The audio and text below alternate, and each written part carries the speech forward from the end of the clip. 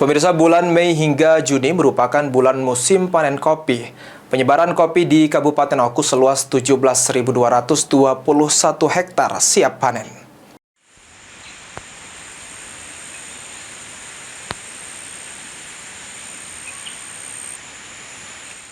Kopi menjadi komoditi yang memiliki harga ekonomi yang tinggi. Di Kabupaten Ogan Komering Ulu, harga kopi mencapai 70 hingga 75 per kilogramnya. Kepala Bidang Perkebunan Dinas Pertanian Kabupaten Ogan Komering Ulu, Mirza, Kabupaten Oku luas tanaman kopi yang belum menghasilkan 1.492 hektar, dengan luas tanaman yang sudah menghasilkan mencapai 17.221 hektar. Ditambahkan Mirza, produksi kopi di Kabupaten Oku akhir semester yakni 22.099 ton, di mana di per semester saat ini 2.000 ton lebih.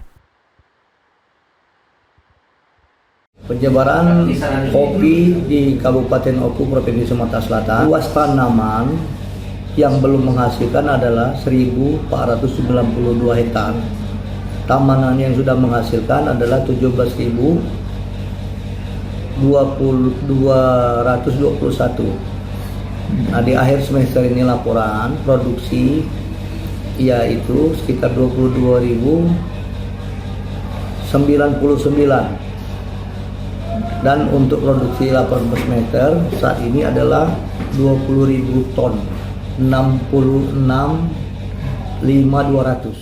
Terdapat 5 kecamatan tempat populasi penyebaran kopi di Kabupaten Ogan Komering Ulu, yakni Kecamatan Ulu Ogan, Muara Jaya, Pengandonan, Lengkiti, dan Kecamatan Sosoh Buai Rayap. Yunin Yuniki, PAL TV.